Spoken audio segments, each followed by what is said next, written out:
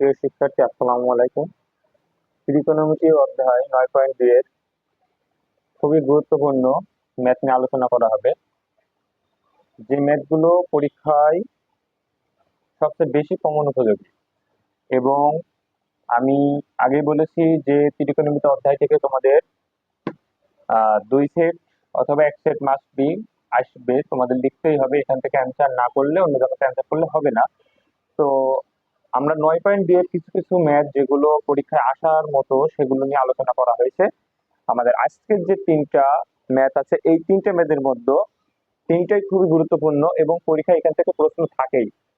তো আমরা পরীক্ষার আগে আমাদের যেহেতু পরীক্ষার আগের প্রস্তুতি কোনগুলো পরীক্ষায় আসার মতো সেগুলো নিয়েই বেশি সেই ম্যাথগুলো বেশি আলোচনা করতে হয় এবং সেই ম্যাথগুলোই বেশি প্র্যাকটিস করতে হয়। যদি করা হয় তাহলে অবশ্যই পরীক্ষায় ভালো রেজাল্ট করা সম্ভব হয়, কারণ তুমি প্রত্যেকটা অধ্যায় থেকে যেহেতু পরীক্ষা আজকের থেকে পরীক্ষা শুরু, আর 22 তারিখ আমাদের ম্যাথ পরীক্ষা। সেই হিসেবে দেখা যাচ্ছে যে আমাদের যে টাইম আছে এর ভিতরে আমরা সকল ম্যাথ আর করে পারবো না। আমাদের খুবই গুরুত্বপূর্ণ যে ম্যাথগুলো আছে সেগুলোই আমাদের আলোচনা করতে হবে। এখন 9.2 এর যে 24, 25, 26 এই 3টে ম্যাথ নিয়ে আলোচনা করা হবে। 3টে ম্যাথই খুবই গুরুত্বপূর্ণ, এবং তোমরা যদি মনোযোগ সহকারে এই ম্যাথ দেখো তাহলে অবশ্যই এই 3টে ম্যাথ তোমরা পরীক্ষায় আসলে লিখে আসতে পারবে। তো যারা আমার ক্লাসে নতুন তারা অবশ্যই চ্যানেলটাকে সাবস্ক্রাইব করবে, আর যারা আমার ক্লাসটা প্রতিনিয়ত দেখো তারা অবশ্যই লাইক, কমেন্ট এবং শেয়ার করবে। তো ম্যাথ শুরু করা যাক। 24 নম্বরে বলছে যে cos square theta minus sin square theta is equal to 2 minus 5 cos theta যখন থিটা সূক্ষ্মকোণ। তো যেহেতু আমাদের থিটা সূক্ষ্মকোণ আমাদের প্রমাণ করতে হবে, আর এখানে দেখো আমাদের সমাধানে রয়েছে cos square theta minus sin square theta সমান 2 মাইনাস 5 cos থিটা। এই ম্যাথ সলিউশনের আগে আমাদের দেখতে হবে যে এখানে হয় দুইটাই কজে নিয়ে যেতে হবে, নাই সাইনে নিয়ে যেতে হবে। আমাদের দেখো এখানে একটা কজে আছে আর সাইনে আছে, তা আমি দেখতেছি যে এটা কিসে আছে, কজে আছে। যেহেতু কজে আছে তাহলে আমরা সাইনকে কজে নিয়ে যাবো। এখন কজ স্কয়ার থিটা মাইনাস, আমরা যেহেতু কজে নিয়ে যাব সেহেতু আমাদের কি হচ্ছে যে সাইন স্কয়ারের সূত্র আমরা জানি 1 মাইনাস কজ স্কয়ার থিটা সমান সমান 2 মাইনাস 5 cos থিটা। এখন দেখো cos স্কয়ারের জায়গায় cos স্কয়ার থিটা থাকলো, এই যে মাইনাস আছে বাইরে, এই মাইনাস ভিতরে যাবে, অর্থাৎ ব্র্যাকেটে ঘিরে আছে ভিতরে যাবে। তাহলে মাইনাস যদি 1 এর কাছে যায়, মাইনাস যখন ভিতরে যাবে তখন ভিতরে সকলকে চেঞ্জ করে দেবে, অর্থাৎ প্লাস থাকলে মাইনাস হবে, মাইনাস থাকলে প্লাস হবে। তাহলে মাইনাস 1 এর সামনে যদি যায় তাহলে মাইনাসের 1, আর মাইনাস যদি এর সামনে, তাহলে আমরা জানি যে প্লাস থাকলে মাইনাস আর মাইনাস থাকলে প্লাস, তাহলে মাইনাস এখন কে যাবে, plus. Plus cos square theta সমান সমান 2 মাইনাস 5 cos থিটা। এখন দেখো cos স্কয়ার একটার একটা কয়টা হচ্ছে, একটার একটা 2 cos স্কয়ার থিটা, এবং আমরা যদি এই 5 এর পাশে নিয়ে আসি তাহলে প্লাসের 5 cos থিটা, আর এই 2 এর পাশে নিয়ে আসলে মাইনাসের 2, আর এখানে মাইনাসের 1 আছে ইকুয়াল টু 0। দেখো 2 cos স্কয়ারের জায়গায় 2 cos স্কয়ার থিটা থাকলো, প্লাস 5 cos থিটার জায়গায় 5 cos থিটা থাকলো, মাইনাসের 2টা আর মাইনাসের একটা হয়ে গেল মাইনাসের 3টা ইকুয়াল টু 0। এখন আমরা এটাকে মিডল টার্ম করব, ঠিক আছে। মিডল টার্মের নিয়মটা হচ্ছে কি, এখানের সংখ্যা আর এখানের সংখ্যা গুণ করতে হয়, যেই সংখ্যা পাওয়া যায় সেটাতে আমাদের ভাগ করার পর অর্থাৎ কত হবে, 5 বানাতে হবে। দেখো 3 দুগুণে কত হয়, 6। সেই 6 কে যদি আমরা লিখি 3 দুগুণে 6, 3 আর 2 কত হয়, 5 cos থিটা হয়ে যায়। তো আমরা এখানে করবো কি, 2 cos স্কয়ার থিটা আমাদের প্লাস cos থিটা বানাতে হবে, তো আমরা 3 দুগুণে কত পাইছি, 6, তাহলে লিখলাম 6 cos থিটা। এখন দেখো এখানে রয়েছে 5টা কিন্তু হয়ে গেছে 6টা, তাহলে একটা আমরা কি করব, বিয়োগ করে দেব, তাহলে cos থিটা -3 ইকুয়াল টু 0। এখন এখানে দেখো এখানে আমাদের সংখ্যা 2 কমন আছে এবং cos থিটা এখানে আছে, এখানে আছে, তাহলে 2 কমন নিলাম, আবার cos থিটা কমন নিলাম। যখন 2 cos থিটা কমন নিলাম তাহলে 2 নেওয়া হয়ে গেছে, cos থিটা নিয়ে তাহলে একটা cos থিটা থাকে, এই প্লাস এই। এখন দেখো 2 দিয়ে এর ভাগ করলে 3 দুগুণে 6, cos থিটা নিয়ে নিয়েছে মানে cos আর নাই, এখন এখানে দেখছি যে cos θ -3, দেখো এখানেও কিছু নাই, এখানে কিছু নাই, মানে cos θ এখানেও নাই, কমন নাই, কিন্তু এখানে 1 আছে, এখানে 1 আছে, তাহলে 1 কমন নিলাম, কারণ প্রত্যেকের কাছে সহগ আকারে কি থাকে, 1 থাকে। তাহলে এখানে যখন আমরা 1 নিলাম, তখন এখানে cos θ এর জায়গায় cos θ থাকলো, এই যে মাইনাস আর এই মাইনাস হয়ে গেল প্লাস, আর 1 দিয়ে 3 ভাগ করলে 3 কে 3ই হয়, তাহলে ইকুয়াল টু 0।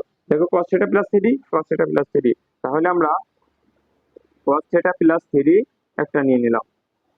যখন এখানে cos θ + 3 cos θ একটা নিয়ে নিছি, তখন এখানে কিছু না থাকলে কত আছে, 2 cos θ আছে, আর এখানে তো cos θ + 3 নিয়ে নিয়েছি, মানে কত আছে, -1 আছে।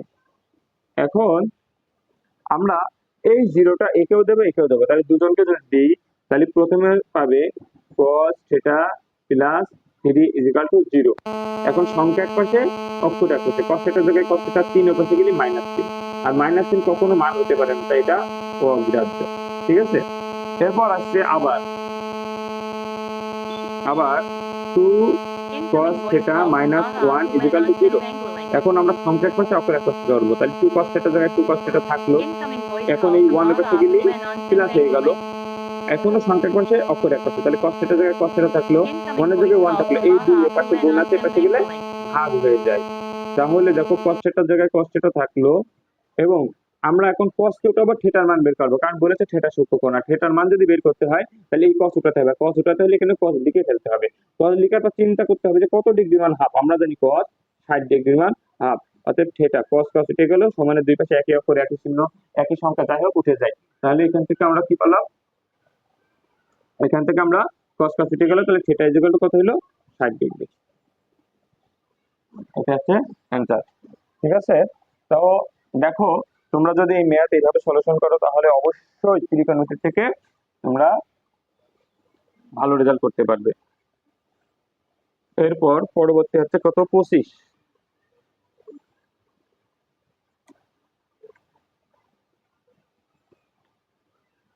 সরি,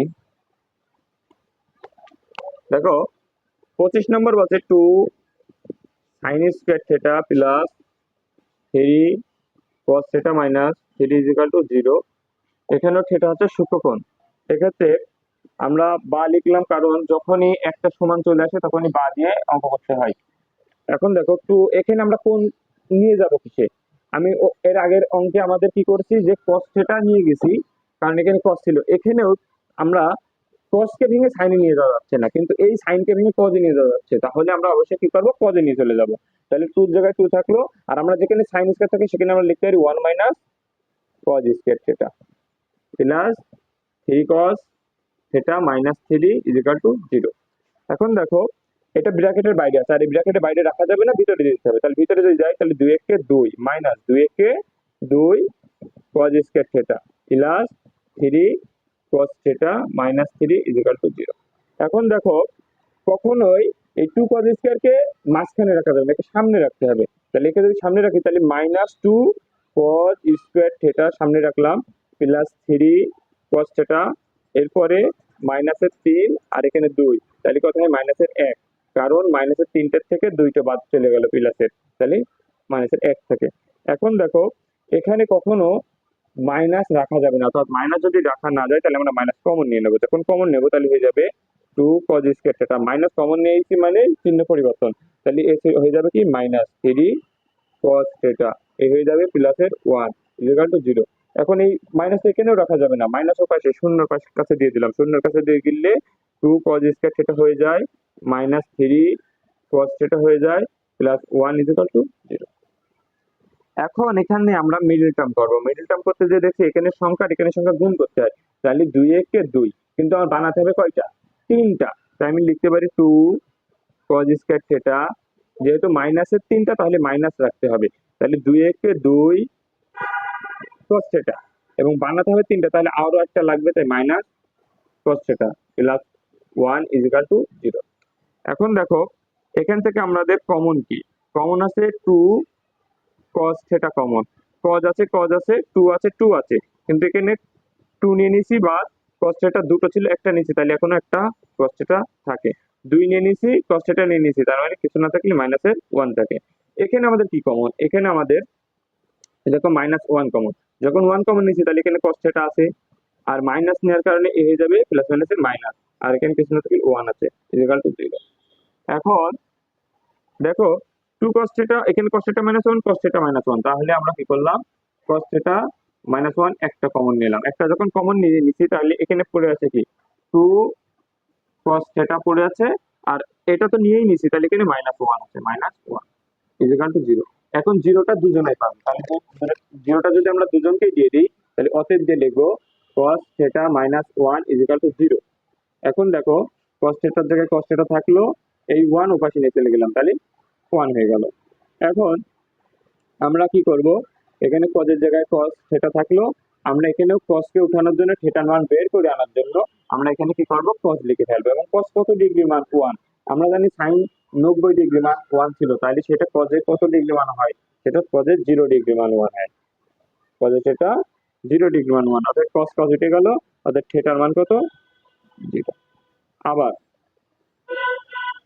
আবার 2 cos theta minus 1 equal to 0, এক্ষেত্রে আমরা সংখ্যা এক পাশে অক্ষর এক পাশে, তাহলে 2 cos থিটা থাকলো, সংখ্যা বলতে 1 ওপাশে গেলে প্লাস 1 হয়ে যায়।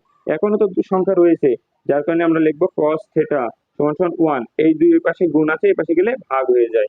এবং cos থিটার জায়গায় cos থিটা, এবং cos এর জায়গায় cos লিখলাম, কেন লিখলাম, কারণ cos কে উঠাতে হবে, থিটার মান বের করে আনতে হবে, কারণ cos না হলে উঠবে না, তাই cos লিখলাম। এবং cos কত ডিগ্রি মান হাফ, আমরা জানি sin 30 ডিগ্রি মান হাফ হলে cos এর 60 ডিগ্রি মান হাফ, তাহলে এখানে থিটা ইকুয়াল টু কত 60 ডিগ্রি। তাহলে দেখো থিটার মান 0 থেকে 60 এসেছে, এটা হচ্ছে সূক্ষ্মকোণ। আবার আগের অঙ্ক আমাদের 60 এসেছে, এটা হচ্ছে সূক্ষ্মকোণ, তাহলে এটাই आंसर। তাহলে অবশ্যই 24 এবং 25 যে অঙ্ক দুটি করা হলো অবশ্যই তোমরা বুঝেছো। পরবর্তী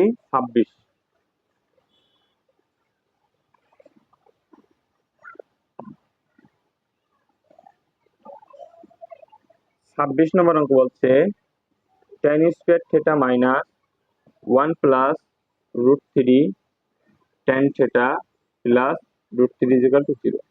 দেখো এখান থেকে আমাদের থিটার মান বের করে আনতে হবে, এটা হচ্ছে সমাধান।